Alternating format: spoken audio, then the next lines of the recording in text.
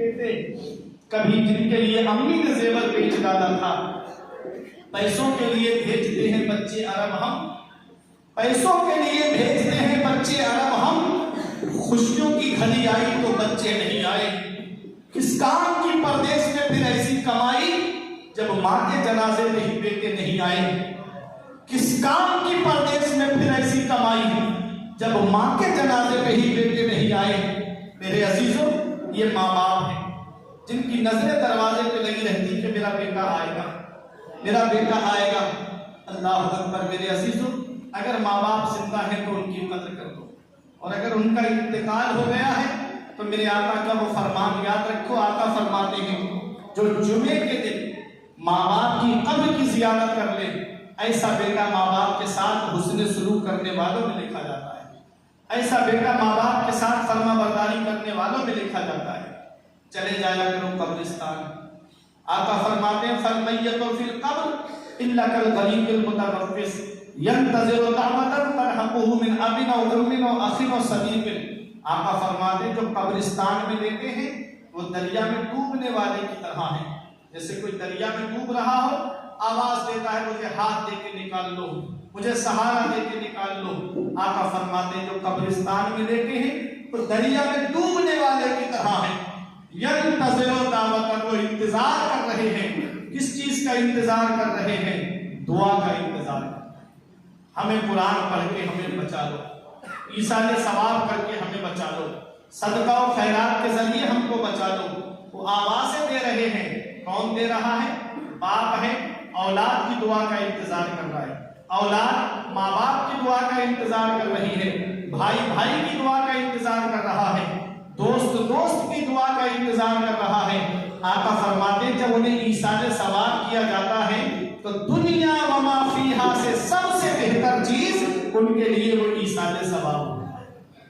تو ہم قرآن پڑھ کے انہیں بخش دیں، ہم تھوڑی دیر ان کے لیے درود پاک پڑھ کر کے ایصال کر دیں۔ کلمہ شریف تو ہر مسلمان کو یاد ہے، کلمہ شریف ہی پڑھ کے بخش دیں۔ اعلیٰ حضرت عظیم البرکت المنفوس شریف کے اندر شیخ محی الدین ابن العربی کی ایک روایت نقل کرتے ہوئے فرماتے ہیں کہ جو 70,000 مرتبہ کلمہ شریف پڑھ کر کے اپنے مرحوم کے لیے ایثار کر دے تو اللہ تعالیٰ کلمہ شریف پڑھنے والے کو بھی بخش دیتا ہے، اور جس کے لیے ایصال ثواب کیا گیا ہے اللہ تعالیٰ اسے بھی بخش دیتا ہے۔ کتنا ثواب ہے کلمہ شریف پڑھنے میں۔ ہم ہوٹلوں پہ بیٹھ کر کے ادھر ادھر کی تو باتیں کرتے ہیں، ہم ادھر ادھر کی تو برائیاں کرتے ہیں، لیکن ہم کو ایک تسبیح لے کر کے ہم کلمہ شریف ہی پڑھتے رہیں۔ 100 دانے ایک تسبیح میں ہوتے ہیں، ایک وقت میں ایک تسبیح ہی پڑھ لیا کرو، یہ جمع ہوتا رہے گا، 70,000 مرتبہ ہو جائے تو ایصال ثواب کر دو، کتنا ثواب ملے گا۔ میرے عزیزوں، یہ دنیا چند دن کی ہے، ہم ہمیشہ رہنے اس دنیا میں نہیں آئے ہیں، چند دن کے لیے ہم اس دنیا میں آئے ہیں۔ مرنے کے بعد قبر کے اندر جانا ہے، وہ قبر جو کالی کوٹھری ہے، وہ قبر جو تنہائی گھر ہے، وہ قبر جو وحشت کا گھر ہے، وہ قبر جو کیڑے مکوڑوں کا گھر ہے، اس قبر کی تیاری کرو۔ میرا امام اسے یاد کر کے کہتا ہے اندھیرا گھر اکیلی جان تب گھٹتا پہ رکتا تھا، خدا کو یاد کر پیارے وہ ساتھ آنے والی ہے، اترتے چاند ڈھلتی چاندنی جو ہو سکے کر لے، اندھیرا پاک آتا ہے یہ 2 دن کی اجالی ہے۔ تو میرے عزیزوں، ماں باپ زندہ ہیں تو ان کی قدر کرو۔ آج مدرسے کے اندر کیا پڑھایا جاتا ہے، یہی میری آخری بات اور تقریر ختم۔ مدرسے میں کیا پڑھایا جاتا ہے؟ آج بہار کے اندر کتنے دھرنے دیے گئے کہ شراب بند ہونا چاہیے، جوا بند ہونا چاہیے، نئی نسل برباد ہوتی جا رہی ہے۔ سنو، مدرسے میں پڑھایا جاتا ہے انما الخمر والمیسر والانصاب والازلام رجس من عمل الشیطان، کہ جوا بھی شیطانی کام ہے، شراب بھی شیطانی کام ہے، پتے کھیلنا بھی شیطانی کام ہے، تو ان کاموں سے رک جاؤ۔ مدرسے میں پڑھایا جاتا ہے وبالوالدین احسانا، ماں باپ کے ساتھ میں بھلائی کرو۔ مدرسے میں پڑھایا جاتا ہے لعنت اللہ علی الکاذبین، جھوٹ بولنے والوں پر اللہ کی لعنت ہے۔ مدرسے میں پڑھایا جاتا ہے وزنوا بالقسطاس المستقیم، جب تولو تو برابر تولو۔ یہ مدرسے میں ایک اچھا انسان بنایا جاتا ہے، مدرسے میں ایک کامل انسان بنایا جاتا ہے۔ اقرأ باسم ربک الذی خلق، پڑھیے اس رب کے نام سے جس رب اپنے آپ کو پیدا کیا ہے۔